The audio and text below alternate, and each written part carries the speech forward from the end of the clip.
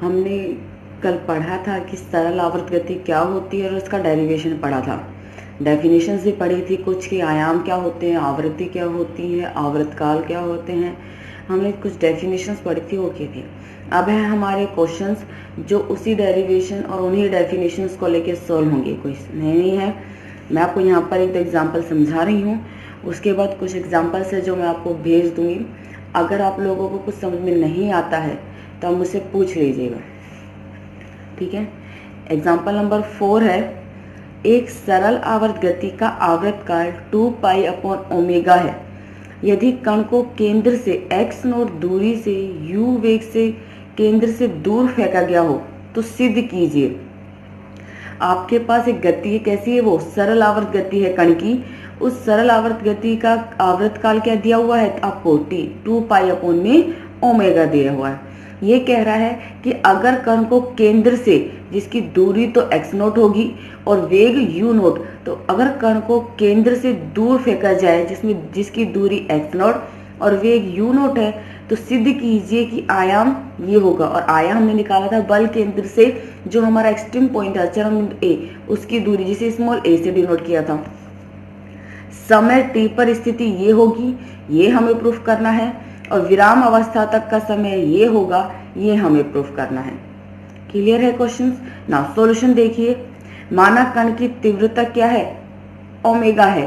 Omega कैसे मान ली? हमारे पास आवर्तकाल क्या दिया हुआ हमारा आवर्तकाल क्या होता है? 2 पाई इजी अपॉन में अंडर रूट म्यू, जहां म्यू क्या होती है? हमारी तीव्रता होती है।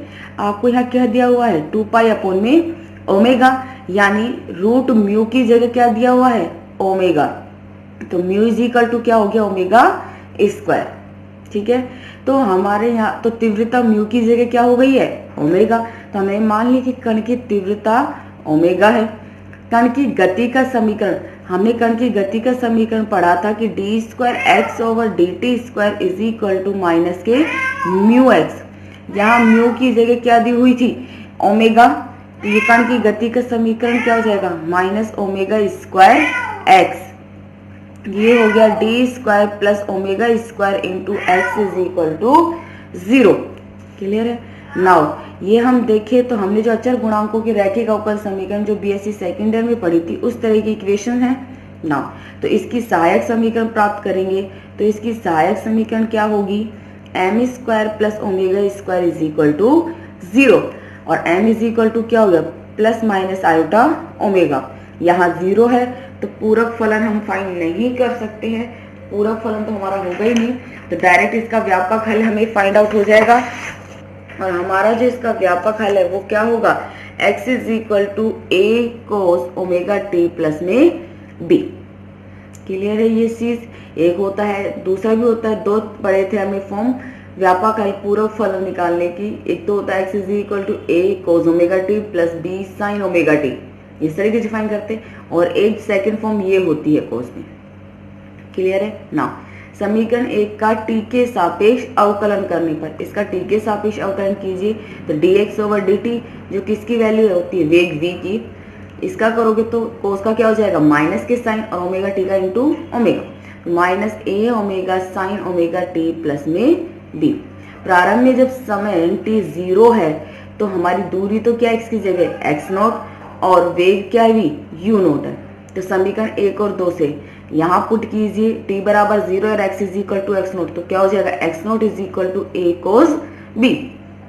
समीकरण 2 में पुट कीजिए, जब t बराबर 0 है तो वेग क्या? u नोट, यानी u naught is equal to minus a omega sine b। इसे लिख सकती हूँ u naught upon omega is equal to minus a sine b। समीकरण 3 और 4 का वर्ग करके आपस में जोड़ने पर, जैसे ही वर्ग करोगे तो ये क्या मिलेगी हमें? इक्वेशन दोनों का यहाँ और LHS तो होगा x naught square plus u naught square upon omega square. ये होगा a cos square b plus a square sine square b।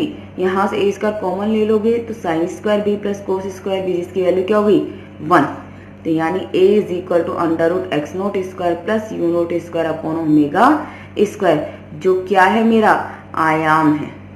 यही था आयाम, क्योंकि यहाँ मैंने कांस्टेंट a ले लिए। हमने जो सॉल्यूशन फाइंड किया था जब कण की गति, तो एक ये किया था x is equal to a cos omega t plus में C1। ये स्मॉल ए की जगह कैपिटल ए और C1 की जगह B कांस्टेंट है। वहां हमारा जो स्मॉल a था वो क्या था, आयाम था, बल केंद्र से बिंदु A की दूरी। यहाँ इसकी जगह कौन सा पॉइंट है, कैपिटल ए, तो यानी ये किसको शो करेगा, आयाम को ही करेगा। तो ये वैल्यू किसकी होगी, हमारी आयाम की, और यही हमें प्रूफ करनी थी। हमारा आयाम तो हमें फाइंड हो चुका है ना। अब समीकरण 4 में 3 का भाग दो, जैसे समीकरण 4 में 3 का भाग दोगे, माइनस साइन इधर ऑपरेट कर रही हूँ, तो ये हो गया minus u naught upon omega x naught. tan b is equal to minus u naught upon omega x naught. तो b इज इक्वल टू क्या हो जाएगा, tan इनवर्स, और हमें पता है tan inverse of minus x किसके इक्वल होता है, माइनस tan इनवर्स एक्स के। तो ये हो गई b की वैल्यू। a और b दोनों की वैल्यूज आ चुकी है, समीकरण 1 में पुट कर दो। समीकरण 1 में हमने जैसे ही पुट करी ये वैल्यूज आ गई, ये a की होगी, ये b की, और ये हमें प्रूफ करना था कि समय t पर कण की स्थिति ये होती है, सिद्ध कीजिए। क्लियर है ये चीज ना। अब देखिए सरल आवर्त गति का जो आयाम यानी x का अधिकतम मान होगा, और x का अधिकतम मान क्या है, कैपिटल A होता है, क्योंकि हमने वहां पर पढ़ा था जब हम डेरिवेशन सोल्व किया था, तो x का जो मैक्सिमम मान था वो क्या था, a, और मिनिमम मान 0। यहाँ स्मॉल a की जगह क्या है, कैपिटल A। तो x का जो अधिकतम मान होगा वो क्या होगा, a होगा, जिसकी वैल्यूज क्या है, under root x naught square plus u naught square upon omega square. अगर कण विराम अवस्था में आता है तो विराम अवस्था में उस कण का वेग क्या होता है, 0, यानी dx over dt is equal to 0। तो समीकरण 5 का t के सापेक्ष अवकलन करने पर कीजिए, ये वैल्यूज कांस्टेंट है एज इट इज।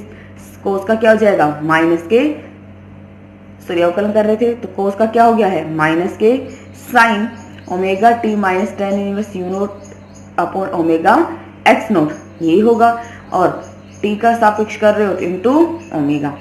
ये वैल्यूज तो नॉट इक्वल टू 0, क्योंकि ये मेरे आयाम की वैल्यू है जो कि 0 तो होगी नहीं। तो ये वैल्यू 0 नहीं होगी तो इसका मतलब क्या है, ये वैल्यू 0 होगी, तो पुट कर दीजिए इसे 0 के बराबर। साइन का मान 0 कब होता है, 0 पर होता है, तो यानी इसे हम लिख सकते हैं साइन 0। तो यहाँ से आपको क्या मिलेगा, omega t minus tan inverse of u naught upon omega x naught is equal to 0। तो आपका t क्या हो गया, 1 upon omega tan inverse u naught upon omega x naught. Clear है ये चीज, आगे हो गया आप समझ में। तो ये एग्जाम्पल था हमारा जो हमने सोल्व कर लिया है, ठीक है। हमारे और भी एग्जाम्पल्स हैं जो हमें सोल्व करने हैं। मैं आपको इतने सबके लैंग्वेज ज़्यादातर फर्क नहीं है, सोल्व हो जाएंगे, मैं आप लोगों को सेंड कर दूंगी। यहाँ मैं आप लोगों को कुछ एग्जाम्पल समझा रही हूँ, ठीक है ना। अब हमारा नेक्स्ट एग्जाम्पल देखिए, यहाँ पे एग्जाम्पल नंबर 7।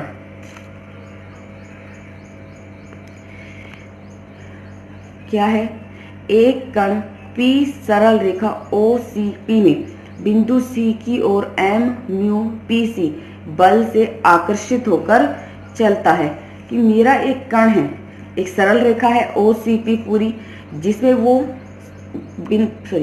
और कण क्या है, P है। उस सरल रेखा OCP में वो कण बिंदु C की ओर चलता है, जिस पर बल क्या लग रहा है, m म्यू इंटू PC, और C स्वयं OC की दिशा में अचर त्वरण F से चलता है। और जो C है वो OC की दिशा में अचर त्वरण F की से चलता है। यदि प्रारंभ में C मूल बिंदु O पर विराम अवस्था में हो तथा P वेग V से चलता हो, कण है यहाँ पर P, तो O से C दूरी पर हो, तो सिद्ध करो कि T समय पर P की O से दूरी ये होगी। ठीक है, आपका क्वेश्चन वो क्या कह रहा है, हमारे पास एक कण है, कण को है P है, वो एक सरल रेखा OCP में बिंदु C की ओर चलता है, जिसके ऊपर बल क्या है, m म्यू PC, और C स्वयं OC की दिशा में एक अचर त्वरण F से गति करता है। अगर स्टार्टिंग में C मूल बिंदु O पर जो कि विराम अवस्था में है और P जो कि मेरा कण है वेग V से चलता हुआ O से C दूरी पर हो, ठीक है, O से C की दूरी पर जाए, तो हमें प्रूफ करना है कि T समय पश्चात P की O से दूरी ये होगी। ठीक है, यहाँ देखिए आप लोग, ये हमारी सरल रेखा है OC' P। अभी डिफाइन कर दूंगी कि C' क्या है। OP की दूरी है x, OC' की दूरी है 1/2 F टी स्क्वायर है। किस तरीके से थ्योरी में क्लियर हो जाएगा। यहाँ देखिए, माना समय टी पर कण की स्थिति पी पर है जहां OP is equal to x. कि समय टी पर जो मेरा कण है वो किस पर स्थित है, पी पर स्थित है। तो OP की दूरी कहाँ है, क्या है, एक्स है।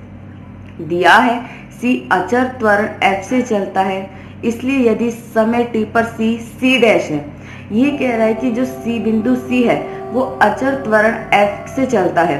तो अगर समय टी पर जो बिंदु C है वो समय टी से की कंडीशन चेंज हो जाएगी जब चलेगा, तो टी समय पर जो बिंदु C है वो क्या हो जाएगा, C डैश हो जाएगा। और C डैश हो गया, ये C की जगह C डैश डिफाइन किया है टी समय पश्चात में, ठीक है, क्योंकि और हमें प्रूव भी टी समय के पश्चात ही करना है, टी समय पर। तो टी समय पर जो बिंदु C है उसकी स्थिति क्या है, C डैश है। क्लियर है। तो OC डैश क्या हो गया, 1/2f टी स्क्वायर। ये कैसे आई है, देखो गति की दूसरी समीकरण होती है S is equal to u t plus 1/2a t square. अब प्रारंभिक कण विराम अवस्था में है, तो विराम अवस्था में वेग क्या होगा, 0। यहाँ u 0 वेग है, t समय है और a त्वरण है। तो प्रारंभ में वेग क्या हो गया, 0। तो इक्वेशन क्या होगी, S is equal to 1/2a t square. तो S तो दूरी है, a त्वरण है, t समय है। यहाँ हमें त्वरण क्वेश्चन में डिफाइन कर दिया है, क्या है, f है। तो इक्वेशन क्या हो जाएगी, S is equal to 1/2f t square.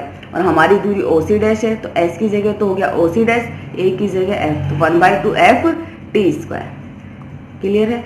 Now अतः कण की गति का समीकरण होगा md²x/dt² is equal to -m μ × pc।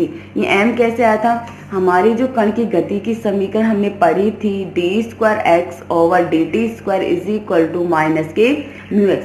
यहाँ अगर मैं दोनों तरफ m से मल्टीप्लाई कर देती हूँ इक्वेशन को तो इफेक्ट नहीं, तो m से m कैंसिल आउट। तो कई इक्वेशन गति का जो समीकरण डिफाइन करते हैं उसमें m के साथ ही डिफाइन करते हैं जहां m दोनों तरफ मल्टीप्लाई होता है, ठीक है।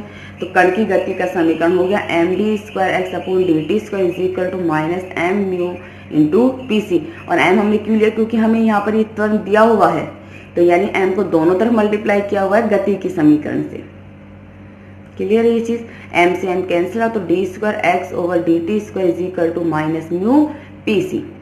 अब pc की वैल्यू ये कैसे आई है, यहाँ देखिए आपकी जो रेखा है इसमें अगर यहाँ c डैश की जगह बिंदु c होता, ठीक है, तो मेरी complete OP is equal to क्या होता, OC प्लस में PC।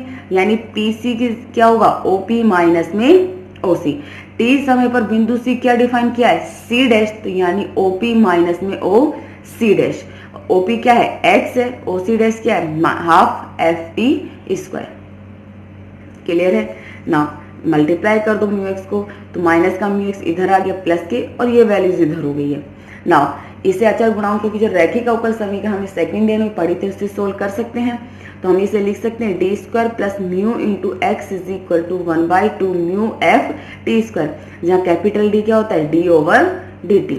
इसकी सहायक समीकरण क्या होगी, m² प्लस में म्यू, तो m क्या हो जाएगा, plus minus iota under root mu. Clear है। तो इसका पूरक फलन CF क्या हो गया, a cos under root mu into t plus b sine under root mu into t. एक ये होता है और दूसरा हमने क्वेश्चन में अभी एग्जांपल में किया था। नाउ यहाँ पर ही वैल्यूज है, तो इसका विशिष्ट समाकल भी फाइंड करेंगे। क्या होगा, 1/d² plus mu 1/2 mu f t²। Now mu constant है, f कॉन्स्टेंट है, तो 1/2 इंटू म्यू है बाहर, यहाँ से म्यू कॉमन ले लिया हमने, यहाँ से जैसे म्यू कॉमन लोगे तो 1/म्यू, ये क्या बचेगा 1/1 प्लस d² म्यू, ऊपर ले जाओ 1 प्लस d² म्यू का इनवर्स इंटू t²। म्यू से म्यू कैंसिल आउट, f/2।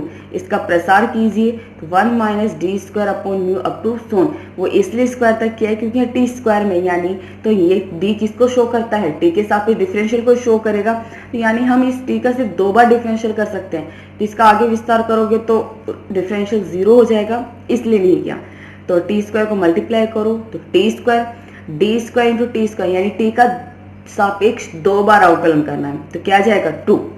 बाकी आगे d4 आएगा, d6 आएगा, तो उसके लिए अवकलन क्या हो जाएगा 0, क्योंकि t की घात क्या है और सिर्फ 2 है। क्लियर है इसी ना। तो हमारा जो पी आई है वो हो चुका है 1/2 एफ टी स्क्वायर माइनस के एफ म्यू। क्लियर है ये चीज? नो, तो समीकरण का व्यापक हल क्या होता है? x इज इक्वल टू का पूरक फलन प्लस विशिष्ट समाकल। या पे पूरक फलन की वैल्यूज पुट कर दीजिए, ये विशिष्ट समाकल की। क्लियर है? नाउ अब समीकरण 1 का t के सापेक्ष अवकलन करने पर, जैसे समीकरण 1 का t के सापेक्ष अवकलन करोगे तो dx ओवर dt कोस का क्या हो जाएगा? माइनस के sine under root mu T और रूट म्यू टी का रूट म्यू, ठीक है, plus B root mu cos under root mu T, 2t square, sorry 2t होगा, 2 से 2 कैंसिल आउट, एफ टी, और ये कांस्टेंट है 0। स्टार्टिंग में जब मेरा समय क्या है? 0 है, तो x इज इक्वल टू क्या है? c है, और dx over dt is equal to v, capital V, जो कि कांस्टेंट वैल्यूज है। समीकरण 1 और 2 में पुट कीजिए। सबसे पहले समीकरण 1 में t बराबर 0, जैसे t बराबर 0, ये टर्म 0 क्योंकि साइन 0 का मान 0, ये टर्म 0, cos 0 का मान 1, तो ये आपको क्या मिलेगा? a minus f mu is equal to x, यानी a is equal to c plus में एफ म्यू। 2 में देखिए dx ओवर dt की जगह तो v, t बराबर 0 पुट करोगे, ये टर्म 0, ये टर्म 0, साइन 0 का मान 0, cos 0 1, b root mu is equal to v, b का मान क्या होगा? v अपॉन में अंडर रूट म्यू। a और b दोनों का मान समीकरण 1 में पुट कर दीजिए। जैसे समीकरण 1 में पुट करोगे ये वैल्यू जाएगी, जो कि क्या है? समय x क्या है? o से p की दूरी तो है, समय t पर कण की बिंदु p से o की दूरी है, जो हमने डायग्राम में डिफाइन की थी। क्लियर है? तो ये 2 एग्जाम्पल थे जो थोड़े से ये थे तो सिंपल, पर थोड़ा बहुत डिफरेंस था वैल्यूज फाइंड आउट करने के लिए, इसलिए मैंने आपको सोल्व करा दी। बाकी के क्वेश्चंस मैं आप लोगों को सेंड कर दूंगी। अगर आप लोगों को किसी भी क्वेश्चंस में कोई डाउट है या कोई क्वेश्चन समझ में नहीं आता है तो आप लोग मुझसे पूछ लीजिएगा, मैं आपको वापस से क्वेश्चन रिपीट कर दूंगी। ठीक है?